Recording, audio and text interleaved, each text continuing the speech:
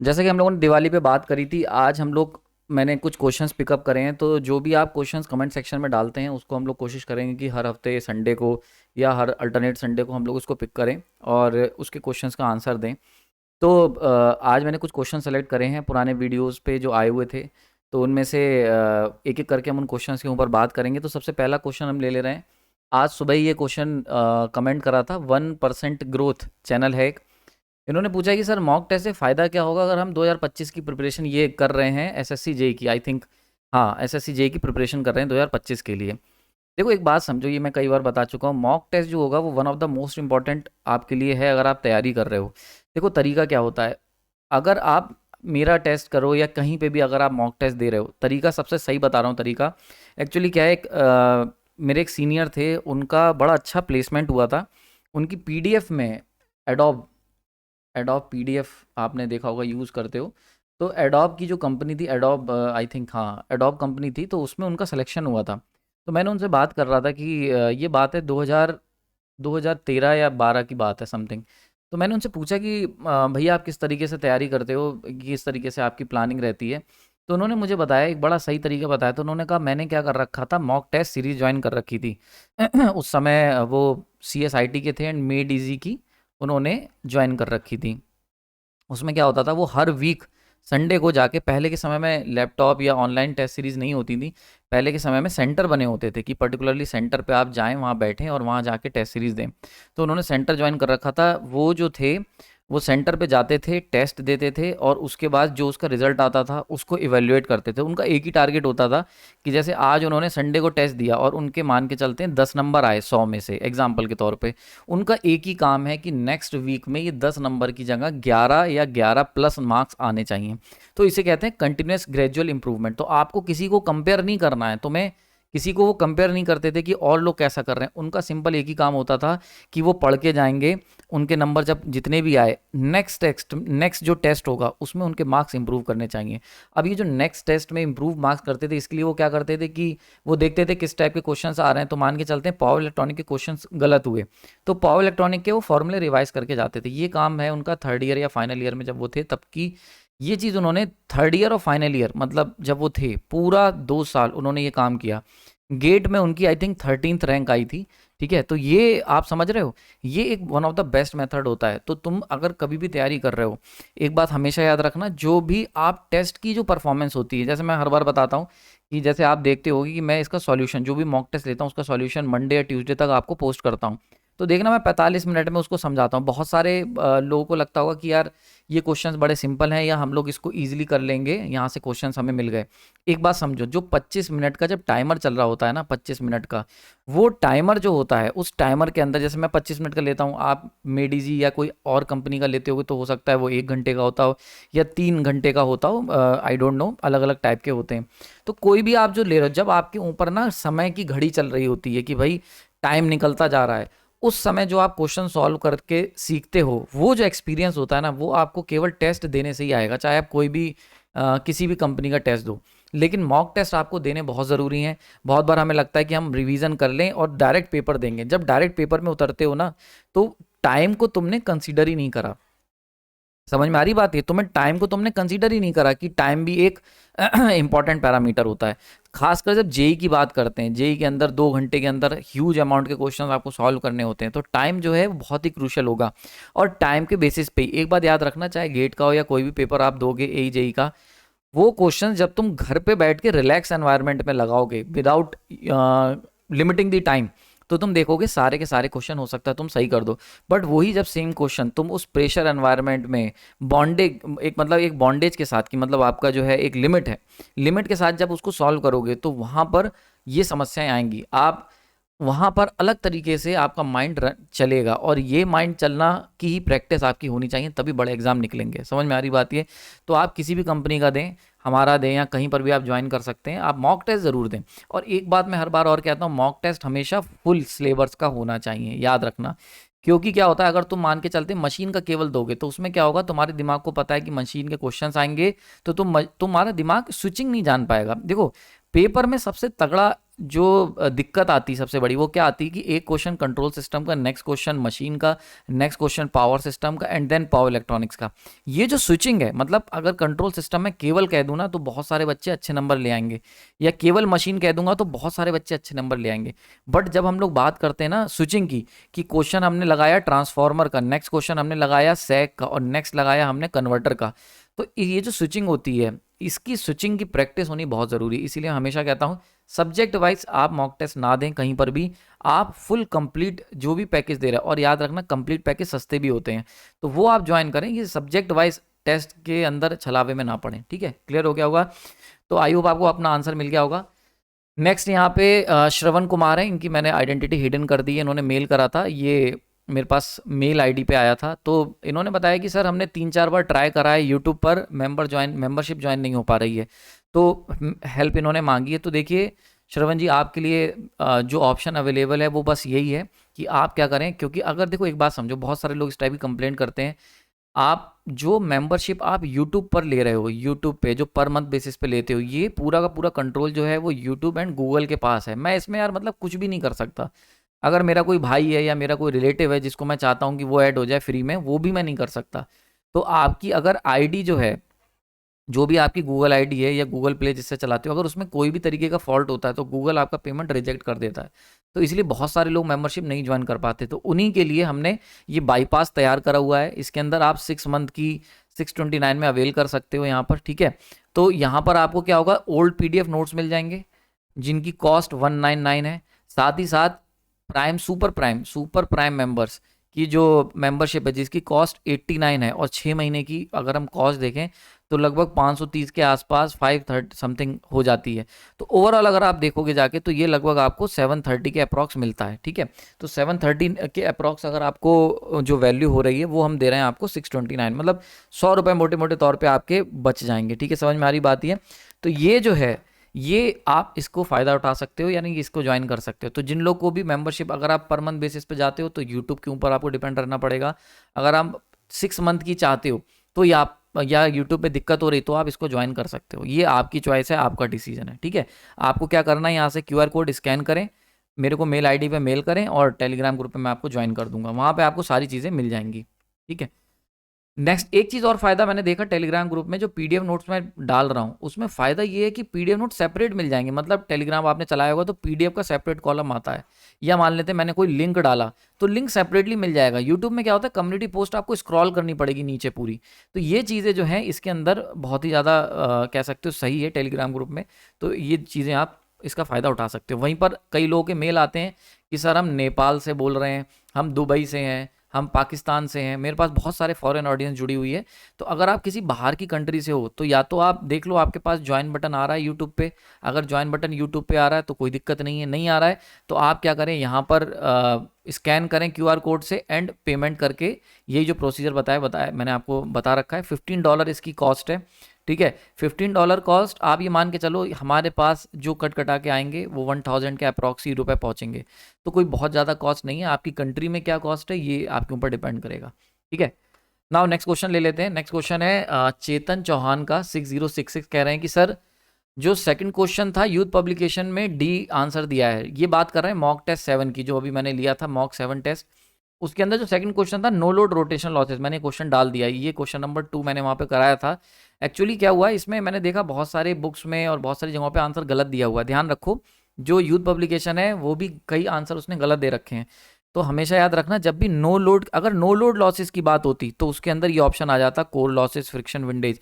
लेकिन क्योंकि no load के रोटेशनल लॉसेस की बात हो रही, मतलब रोटेशनल लॉसेस भी लिए जा रहे हैं, केवल नो लोड रोटेशन लॉसेस, मतलब केवल रोटेशन लॉसेस की बात हो रही है, तो केवल वहां पे फ्रिक्शन एंड विंडेज लॉसेस ही आएगा। तो A1 is the correct option, याद रखना इसको।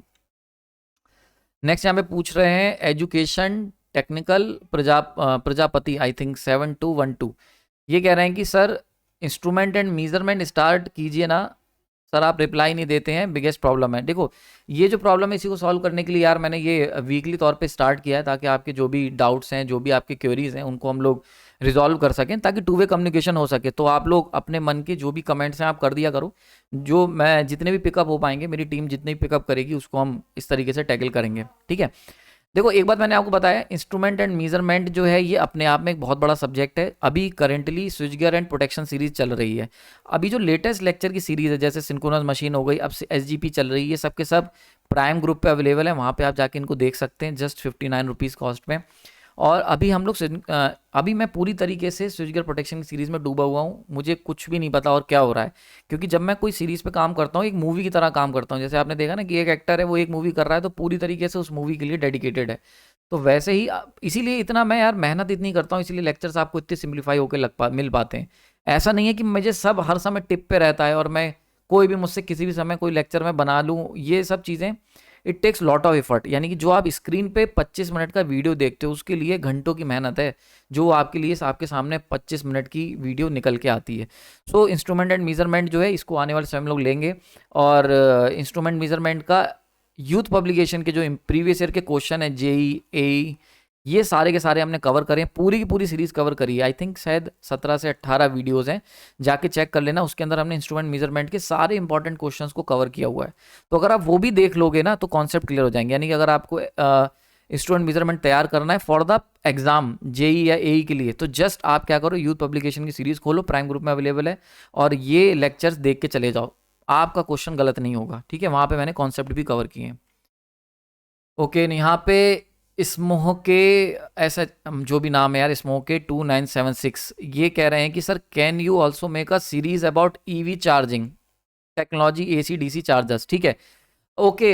देखो यार, जब भी हम इस तरीके की कोई डिमांड आती, जैसे बीच में मेरे पास दुबई से डिमांड आई थी, दुबई से एक प्रोजेक्ट मिला था मेरे को फैक्ट्स कंट्रोलर के ऊपर, फैक्ट्स कंट्रोलर। तो ऐसे ही एक बार मेरे पास जो है एक पावर कॉरपोरेशन है इंडिया की, वहाँ से कुछ इंजीनियर्स ने कोई टॉपिक मेरे को दिया था, एडवांस पावर सिस्टम का एक टॉपिक था। ठीक है, उसके ऊपर आया था congestion management and all this. तो उनकी जब भी इस तरीके की कोई डिमांड आती है तो हम उसको सेपरेटली बनाते हैं, बट उसके लिए हैवी चार्ज लगता है। जैसे कि अगर दुबई प्रोजेक्ट की बात करूं तो 50,000 से 60,000 के बीच में मैंने लिया था। ऐसे ही यहाँ पे कंजेशन मैनेजमेंट का जो टॉपिक था, फैक्ट डिवाइसेस, इनका भी फैक्ट्स पे ही था, तो वहाँ पर हम लोगों ने बात करी थी। तो वहाँ पर मैंने लगभग यही 50 to 60,000 चार्ज करा था। तो अगर आप चाहते हो कि मैं इस तरीके से कोई सेपरेट आपके लिए ईवी चार्जिंग टेक्नोलॉजीज़ के ऊपर एक लेक्चर सीरीज़ बनाऊँ, तो उसके लिए आपको एक्स्ट्रा पे करना पड़ेगा। आप मेरे को मेल कर देना अगर आप इंटरेस्टेड हो, बिकॉज मेरे को फिर वो सेपरेटली तैयार करना पड़ेगा, पूरी रिसर्च करनी पड़ेगी, पूरी बुक्स परचेज करके मैं उसको तैयार करूँगा आपके लिए। ठीक है, तो उसके लिए आपको सेपरेटली अच्छा खासा अमाउंट पे करना पड़ेगा। तो अगर आप इंटरेस्टेड हैं तो मेरे को बता देना। चैनल पे अभी इंटरेस्टेड नहीं है यार, बिकॉज ये चैनल पे अभी हम स्विच गियर प्रोटेक्शन चला रहे हैं। देन उसके बाद हम लोग इंस्ट्रूमेंट या फिर ट्रांसफार्मर और जो बेसिक सीरीज़ हैं जो बीटेक वालों के लिए हैं या जो पॉलीटेक्निक के लोग हैं उनके लिए हम लोग फोकस करेंगे।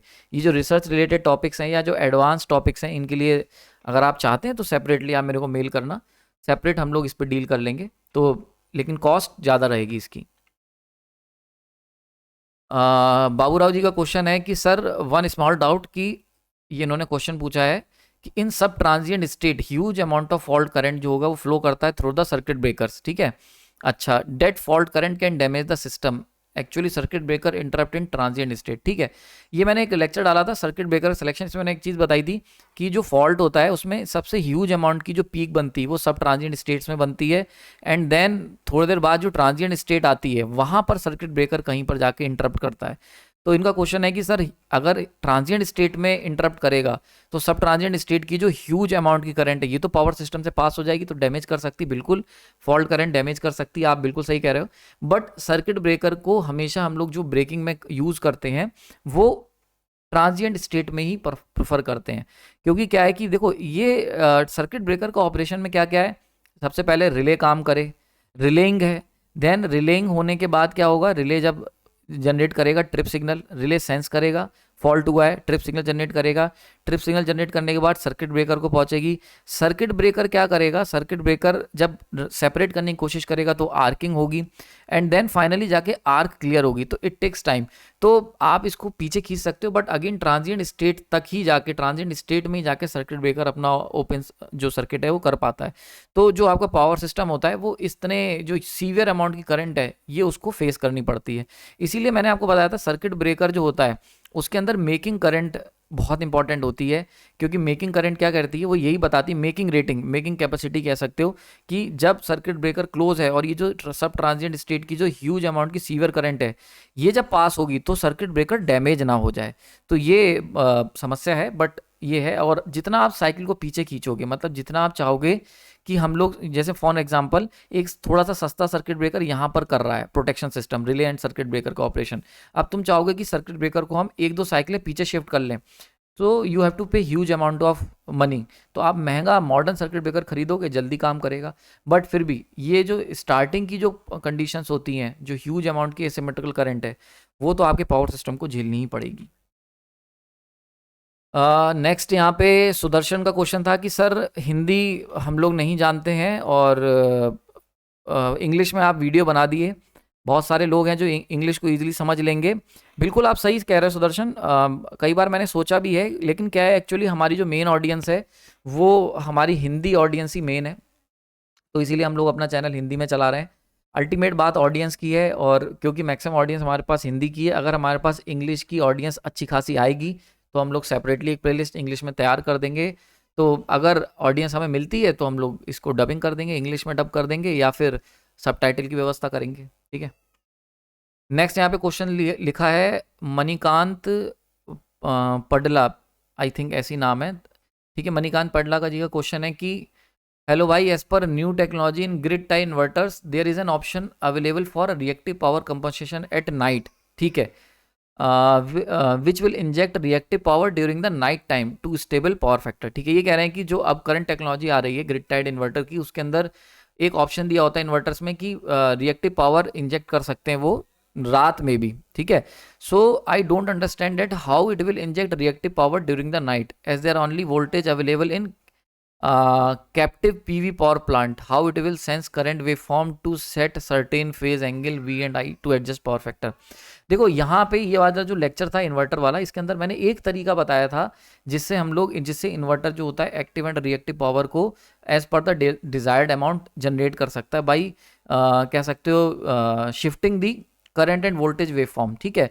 लेकिन क्या होता है, बहुत सारे तरीके होते हैं। फॉर एग्जांपल आप मेरी जो मैंने अभी लेटेस्ट सीरीज डाली है सिंक्रोनस मशीन की, उसको आप एक बार जाके चेक करना, वहाँ पर मैंने ये चीज़ बताई हुई है। फॉर एग्जांपल ये मैंने फैक्ट की कंट्रोलर की जो सीरीज़ है, फैक्ट कंट्रोलर की, उसमें भी ये चीज़ कवर करी थी, वहाँ पर भी बताया था। जो नई फैक्ट की सीरीज़ है, आई थिंक 499 कॉस्ट है उसकी, तो उसमें भी मैंने ये चीज़ बहुत डिटेल में बताई कि क्या होता है। ये तो एक तरीका था रिएक्टिव पावर का। एक और तरीका होता है जैसे सिंक्रोनस कंडेंसर है, ठीक है। तो जब भी हमारी सिंक्रोनस मशीन होती है, हम लोग सिंपली क्या करते हैं, ये हो गया ग्रिड का वोल्टेज V, और ये हो गया मशीन या जो सिंक्रोनस कंडेंसर है उसका वोल्टेज EG, ठीक है। अब क्या होता है ऐसे केस में, अगर हम लोग वोल्टेज के मैग्नीट्यूड का जो डिफरेंस होता है उसके बेसिस पे रिएक्टिव पावर फ्लो करती है। तो रिएक्टिव पावर अगर हमें सप्लाई करनी है तो जस्ट हम लोग क्या करेंगे, वोल्टेज जो है, अपना वोल्टेज जो है उसको ड्रॉप करवा देंगे और इसका वोल्टेज सेम रखेंगे। तो जितना ज़्यादा वोल्टेज के बीच में डिफरेंस होगा उतनी ज़्यादा रिएक्टिव पावर फ्लो करेगी। तो अगर E बड़ा होगा V से तो E से V रिएक्टिव पावर फ्लो करेगी, अगर V बड़ा होगा E से तो क्या होगा, रिएक्टिव पावर ये एब्जॉर्ब करने लगेगी। सिंक्रोनस कंडेंसर में जस्ट सिंपल कॉन्सेप्ट होता है। और एक्टिव पावर तब फ्लो होती है जब there is a load angle, मतलब वोल्टेज, दोनों वोल्टेज के बीच में फेज डिफरेंस होता है। तो इन वोल्टेज दोनों, यानी कि इन्वर्टर का, अगर फॉर एग्जांपल इसकी जगह मैं इन्वर्टर ले लूँ तो इन्वर्टर का वोल्टेज मान के चलते हैं E इन्वर्टर, तो इन्वर्टर का वोल्टेज है, और ये क्या है, ये है आपका ग्रिड का वोल्टेज, तो V ग्रिड। तो इन्वर्टर के वोल्टेज और ग्रिड के वोल्टेज के बीच में जो मैग्नीट्यूड का डिफरेंस होगा, मैग्नीट्यूड का, वो मैग्नीट्यूड का डिफरेंस जो होगा वो रिएक्टिव पावर को फ्लो करवाएगा। तो इस तरीके से रात के समय में भी हम लोग वोल्टेज को देख के, जैसे फॉर एग्जांपल ग्रिड का वोल्टेज 200 वोल्ट आ रहा है और हमें पावर फैक्टर काफ़ी पुअर मिल रहा है, तो ऐसे केस में हम लोग क्या करेंगे, इंजेक्ट कर सकते हैं by increasing the inverter voltage, ठीक है। इन्वर्टर वोल्टेज को बढ़ा देंगे और रिएक्टिव पावर यहाँ से फ्लो करके ग्रिड में जाने लग जाएगी, ठीक है। क्लियर हो गया यहाँ पर, और पावर फैक्टर हमें इंप्रूव होता हुआ दिखेगा। वहीं पर मान के चलते हैं, अगर मान के चलते हैं रात के समय में लॉन्ग ट्रांसमिशन लाइन है या लॉन्ग सिस्टम है and capacitive reactive power dominate कर गई, कैपेसिटिव इफेक्ट डोमिनेट कर गया, तो ग्रिड का वोल्टेज 240 वोल्ट हो गया। अब हम चाहते हैं कि इसके वोल्टेज को न्यूट्रलाइज करा जाए या 200 वोल्ट पे लाया जाए, तो हम क्या करेंगे, इससे जुड़ा हुआ जो इन्वर्टर है उसका वोल्टेज कर देंगे 200, ठीक है। तो अब क्या होगा, रिएक्टिव पावर 240 से 200 वोल्ट की तरफ फ्लो करने लगेगी, ठीक है। लेकिन फेज सेम रखेंगे, फेज डिफरेंस जो होगा वोल्टेज और करंट के बीच का, वो इसका और इसका हम लोग सॉरी इन दोनों वोल्टेज के बीच में जो फेज डिफरेंस होगा उसको हम लोग कांस्टेंट बनाए रखेंगे ताकि एक्टिव पावर फ्लो ना करे, तो ओनली रिएक्टिव पावर फ्लो कर जाएगी। इसके लिए आप एक काम करो, रिएक्टिव पावर फ्लो ये प्राइम वीडियो में पड़े हुए हैं, जाके जरा चेक करना, मजा आ जाएगा। सिंक्रोनस मशीन की जो सीरीज मैंने रीस्टार्ट करके कवर करी थी, उसको मैंने वहां पर reactive power flow, synchronous condenser ये सब पढ़ाया हुआ है, जाके एक बार देखो, काफी हद तक कॉन्सेप्ट क्लियर हो जाएगा। नेक्स्ट क्वेश्चन यहाँ पे पूछा है मोटिव कोर्ट्स ने, प्रांजल भाई 199 में जिस पीडीएफ की बात आप कर रहे हैं उसमें आप क्या क्या देंगे, मतलब अल्टीमेटली ये जानना चाह रहे हैं कि किस किस की पीडीएफ मिलेगी, ठीक है। ओके, तो देखो इनके दो क्वेश्चन है। पहला वाला क्वेश्चन ये, तो देखो आप एक बात समझो, जो भी हम 199 की ओल्ड पीडीएफ दे रहे हैं उसके अंदर हम सब स्टेशन की कंप्लीट सीरीज आपको दे रहे हैं, स्पेशल पर्पस मशीन की कंप्लीट सीरीज आपको मिल जाएगी पीडीएफ नोट्स की, सिंक्रोनस मशीन के कुछ लेक्चर्स मिल जाएंगे, एंड पावर सिस्टम की कंप्लीट सीरीज मिल जाएगी पावर सिस्टम की, ठीक है। तो ये चार तो है ही हैं, साथ ही साथ देखो जिनकी भी मैंने पीपीटी बना के पढ़ाया है, जैसे आजकल के लेक्चर देख रहे हो पीपीटी बना के पढ़ा रहा हूँ, वो सब के सब हम लोगों ने पीडीएफ में कन्वर्ट करके आप लोग को वहाँ पे मिल जाएंगे, ठीक है। और प्रिंटेबल फॉर्म में है, कुछ वीडियो होंगे जो प्रिंटेबल फॉर्म में नहीं होंगे, बाकी सब मतलब पीडीएफ होंगे जो ब्लैक में रखे हैं, बाकी सब के सब जो बैकग्राउंड है उन्हें व्हाइट में ही मैंने पीडीएफ में कन्वर्ट करा है, तो व्हाइट बैकग्राउंड में मिल जाएंगे, जाके आप प्रिंट करा सकते हो इजीली। जो क्विक रिवीजन होता है ना, कि मान लो आपको पेपर देने जाना है तो वीडियो थोड़ी देख के बैठोगे, तो वहां पर ये पीडीएफ नोट्स बहुत हेल्पफुल रहेंगे, तो वहां से आप डाउनलोड कर सकते हो। डीसी मशीन की बहुत डिमांड है, बट डीसी मशीन यार मैंने लाइव पढ़ाई थी, तो उसकी क्योंकि मेरे पास कोई पीपीटी नहीं है तो पीडीएफ में कन्वर्ट करना संभव नहीं है, ठीक है। तो ये आप समझ लोगे, तो ये सारी चीज़ें आपको वहाँ पे अवेलेबल हो जाएंगी। दूसरा इन्होंने क्वेश्चन पूछा है, सर 89 वाला ज्वाइन नहीं कर पा रहा हूँ, इस पर भी सजेस्ट करें। अगेन, अगर आप 89 वाला ज्वाइन नहीं कर पा रहे हैं तो सिंपली आपको क्या करना है, आपको स्कैन करना है, और 629 अभी करंट इसकी कॉस्ट चल रही है, तो उसको आप पे करें और हम आपको सुपर प्राइम ग्रुप में ज्वाइन कर देंगे 6 मंथ के लिए। वहाँ आपको old PDF notes, mock test का लिंक, एंड जितने भी लेटेस्ट जो भी सब कुछ है हमारे पास, वो सब कुछ वहाँ पे हमने ऑलरेडी दे रखा है, ठीक है। नेक्स्ट यहाँ पे तरुण सिंह ने बहुत बार ये कमेंट करा, sir lightning strike project discussion please. Sir एक वीडियो मैंने बताया था कि हम लोग मेरे पास लाइटनिंग के कई सारे आइडियाज़ हैं लाइटनिंग प्रोजेक्ट बनाने के लिए, कैसे हम लोग लाइटनिंग को कैप्चर कर सकते हैं, तो जस्ट एक हाइपोथेटिकल आइडियाज़ थे मेरे पास, तो इंटरेस्टिंग। तो यार ऐसे आइडियाज़ ना हम लोग चैनल पे इस तरीके से ओपन प्लेटफॉर्म में डिस्कस नहीं कर सकते, या तो आप मेरे अंडर में रिसर्च करो, या फिर मेरे अंडर में आप एमटेक या पीएचडी जो भी आपको ज्वाइन करना है, या फिर आप मेरे से 1-to-1 हम लोग बात करेंगे, तब थोड़ा बहुत मैं डिस्कशन कर सकता हूँ इस टॉपिक पे। और मुझे पता भी नहीं है आपका बैकग्राउंड क्या है, कितना आप जानते हो, तो आप मेरे को मेल करना, हम लोग सेपरेटली इसके ऊपर बात करेंगे, तब देखते हैं कि क्या चीज़ें हो पाती हैं। नेक्स्ट क्वेश्चन लिया है मैंने कैलाश पोटे का। पोटे साहब, बहुत बार मैंने आपको कई बार मैंने देखा है, थोड़ा सा आप लैंग्वेज में अपनी डिग्निटी मेंटेन रखें, ठीक है, क्योंकि यार मैं कोशिश करता हूँ अपना 100% देने की, और बहुत प्यार है मुझे बच्चों से, लेकिन आप अगर इस तरीके से कमेंट करेंगे, ये जो कि मतलब कोई दिक्कत है क्या, या पहले भी आपने करा, तो ये सब चीज़ें ना बहुत अच्छी बात नहीं है, आपकी अपनी पर्सनालिटी ख़राब दिखाता है कि आपकी पर्सनालिटी कैसी है। बाकी ये चैनल सबके लिए है, तो आप कोशिश करें कि इस तरीके की लैंग्वेज का इस्तेमाल ना करें। जो बात कहनी है कहो यार, बहुत लोग कहते हैं कोई दिक्कत नहीं है, बट थोड़ा सा लैंग्वेज का ध्यान रखें। यहाँ पर ये आपने जो कहा है पावर इलेक्ट्रॉनिक की जो बात करी है, देखो मुझे याद है शायद थोड़े समय पहले जब मैं सिंक्रोनस मशीन पढ़ा रहा था तो आप फॉल्ट कह रहे थे, अब मैंने जब फॉल्ट पढ़ाया तो आप स्विच गियर कह रहे थे, अब स्विच गियर पढ़ा रहा हूँ तो आप पावर इलेक्ट्रॉनिक्स कह रहे हैं। तो यार ऐसा नहीं होता है, हम लोग धीरे धीरे ही स्विच कर सकते हैं। पावर इलेक्ट्रॉनिक एक अपने आप में एक अलग ही डायमेंशन, एक अलग आयाम है, तो उसको जब हम पढ़ेंगे, उसको जब हम उनकी जब सीरीज चलेगी तो वो बहुत लंबा काम है। ऐसा नहीं कि मैं कोई एक टॉपिक पावर इलेक्ट्रॉनिक्स का ले लूँ, एक दिन पावर सिस्टम पढ़ा दूँ, एक दिन सुपर कंडक्टर या समथिंग स्विच गियर प्रोटेक्शन पढ़ा दूँ, और अगले दिन फिर मशीन पढ़ा दूँ। यार ऐसे नहीं होता, बिकॉज वो फिर बहुत ही छिछली इन्फॉर्मेशन हो जाएगी। ये चैनल जो है ये डीप नॉलेज के लिए ही हमेशा जाना जाएगा, तो डीप नॉलेज देने के लिए और लेक्चर तैयार करने के लिए it takes lot of time and effort, तो थोड़ा सा आपको ध्यान रखना पड़ेगा। पावर इलेक्ट्रॉनिक्स हम आने वाले समय में करेंगे, कोई दिक्कत नहीं है, इसको आने वाले समय में हम कवर भी करेंगे पावर इलेक्ट्रॉनिक्स, बट अभी इस समय आप लोग सभी लोग के लिए मैसेज है, स्विच गियर प्रोटेक्शन चल रही है, तो स्विच गियर प्रोटेक्शन जितना आप सीख सकते हैं उसको वहां से सीखने की कोशिश करें। बाकी जो लेक्चर्स आपकी डिमांड आएगी हम लोग उसको कवर करेंगे, वो मैं वोटिंग करा लेता हूँ यार, जब एक सीरीज खत्म होती है तो मैं एक वोटिंग करा लेता हूँ, तो उस समय आप अपने मन की इच्छा रखें। नेक्स्ट यहाँ पे पूछा है अक्षय राज यादव ने, आई थिंक यही नाम है, 4050 की, सर एक डाउट था कि शॉर्ट सर्किट में क्यों करंट का मान ही ज़्यादा होता है वोल्टेज का मान ज़्यादा क्यों नहीं होता, प्लीज़ रिप्लाई सर। ठीक है, देखो बहुत ही सिंपल है यार, जब भी हम बात करते हैं शॉर्ट सर्किट की तो मतलब हमने क्या करा कि आगे मान के चलते हैं बहुत हैवी रेजिस्टेंस था, ठीक है, लेकिन हमने क्या करा, एक शॉर्ट सर्किट मतलब सर्किट को शॉर्ट कर दिया। शॉर्ट सर्किट का मतलब क्या होता है कि जनरली जो एक आइडियल शॉर्ट सर्किट होता है वहां पर हम लोग एक थिक मतलब मोटे कंडक्टर से, थिक कंडक्टर से हम लोग क्या करते हैं, बाईपास कर देते हैं, तो सारा करंट जो होता है वो यहीं से फ्लो हो जाता है। अब जब थिक कंडक्टर लिया है तो थिक कंडक्टर का आइडियली अगर मैं बात करूं तो रेजिस्टेंस कितना होता है, जीरो होता है। अगर रेजिस्टेंस जीरो है तो करंट की वैल्यू बहुत हाई इंक्रीज हो जाएगी और जो वोल्टेज की वैल्यू है वो क्लोज टू जीरो होगी। तो जो वोल्टेज ड्रॉप होता है यहाँ पर जो बात की जा रही है, ये वोल्टेज का मान ज़्यादा नहीं होता है। क्यों नहीं होता है, तो वोल्टेज कौन सा है, this is the voltage drop. तो जनरली अगर हम आइडियल शॉर्ट सर्किट की बात करेंगे, आइडियल शॉर्ट सर्किट की, तो वहां पर वोल्टेज ड्रॉप तो जीरो होता है, प्रैक्टिकली थोड़ा बहुत वोल्टेज ड्रॉप होता है। तो वोल्टेज इसलिए नहीं होता बिकॉज रेजिस्टेंस, जब हम शॉर्ट सर्किट की बात करते हैं तो रेजिस्टेंस की वैल्यू नेग्लिजिबल हो जाती है, तभी शॉर्ट सर्किट हो पाता है। ठीक है, तो that is the main reason. Okay, next यहाँ पे शुभम यादव ने कहा है, गुड इवनिंग सर, आपका वीडियो प्रैक्टिकल होता है, thank you. I request you sir की ट्रांसफार्मर के टेस्ट पर वीडियो डीपली बना दीजिए। शुभम, हम लोगों ने ऑलरेडी प्लान कर रखा है, ट्रांसफार्मर की सीरीज ही इसके बाद स्टार्ट होगी, बट अगेन जैसे मैंने बताया करंटली हम लोग अभी एसजीपी पे वर्क कर रहे हैं, स्विच गियर प्रोटेक्शन की सीरीज पे। तो आने वाले समय में हम लोग ट्रांसफार्मर सीरीज अब रीस्टार्ट करेंगे, जैसे अभी सिंक्रोनस मशीन की करी तो वहां पर अल्टरनेटर के मैक्सिमम टॉपिक कवर कर दिए, टेस्टिंग अभी भी बची रह गई है। तो या फिर मैं टेस्टिंग की ना, टेस्ट के ऊपर सोच रहा हूँ, मैं प्लान कर रहा हूँ कि टेस्टिंग के ऊपर एक सेपरेट ही प्लेलिस्ट बना दूं, जिसके अंदर transformer, induction motor, DC motor and synchronous motor machine सबके टेस्ट केवल होंगे। तो उसमें केवल हम लोग टेस्ट से रिलेटेड जानकारियों की बात करेंगे, सेपरेटली इसके ऊपर काम करेंगे, डोंट वरी, बहुत जल्दी इसके ऊपर कुछ डिसीजन लेंगे।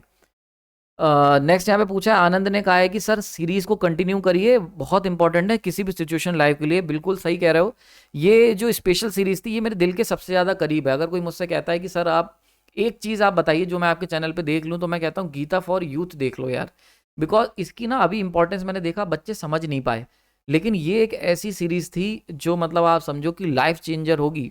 पूरी जिंदगी ये सीरीज तुम्हें याद रखेगी, या अगर रखते हो तो पूरी जिंदगी आपकी सीरीज काम आएगी। बाकी सारी चीजें हो सकता है तुम ट्रांसफार्मर की जिंदगी में जरूरत ना पड़े, कोई भी हो सकता है, स्विच गियर प्रोटेक्शन की जरूरत ना पड़े, हो सकता है तुम्हें एक भी कॉन्सेप्ट की जरूरत ना पड़े, बट ये जो कॉन्सेप्ट जो श्री कृष्ण भगवान ने बताए थे इनकी जरूरत तुम्हें जरूर पड़ेगी। तो मैं हमेशा सजेस्ट करता हूँ, इसीलिए आपने देखा होगा कभी भी कोई फेस्टिव या कोई होता है तो मैं बच्चों को कहता हूँ कि यार एक बार ये देख लो, त्योहारों पे पॉडकास्ट की तरह सुन लो, कान में हेडफोन लगा के, काम कर रहे हो काम करते रहो, वॉक कर रहे हो वॉक करते रहो और इसको सुन लो। बहुत ही अलग तरीके से मैंने इसको डिस्क्राइब करा है, it is purely practical. Krishna भगवान ने बहुत ही प्रैक्टिकल बातें कही थी, तभी इतनी ज़्यादा इंपॉर्टेंट बुक है। और आप देखोगे इसीलिए श्रीमद् भगवद गीता का बहुत ही कम कथाएं होता है, बहुत कम सुनी होंगी। श्रीमद् भगवद गीता का सेमिनार नहीं होता है बिकॉज वो बहुत ही प्रैक्टिकल है। समझ में आ रही बात ये?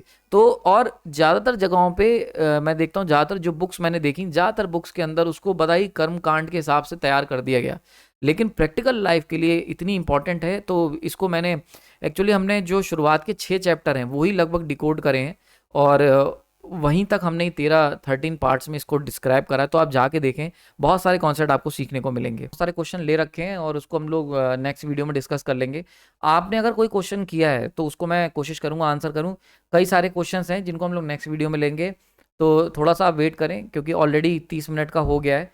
तो हर वीडियो के अंदर मैंने सोचा है कि हर संडे, कोशिश यही रहेगी मेरी, कितना मैं कर पाता हूँ यार, टाइम के जैसा रहेगा, हर संडे हम लोग क्या करेंगे, इसी तरीके के जो आपके क्वेश्चंस हैं, इंटरेस्टिंग क्वेश्चंस, उनको हम पिकअप करेंगे एंड देन उसको पर्टिकुलर लेवल पे सॉल्व करेंगे। तो आप कमेंट करते रहें और जो भी आपके डाउट्स हैं उनको हम लोग सेपरेटली टैकल करेंगे। आपने अपना कीमती समय दिया उसके धन्यवाद, और जो भी मन में डाउट्स हैं कमेंट सेक्शन बताना। नेक्स्ट संडे कोशिश करेंगे हम लोग बचे हुए क्वेश्चंस को दोबारा से पिक करेंगे। Thank you.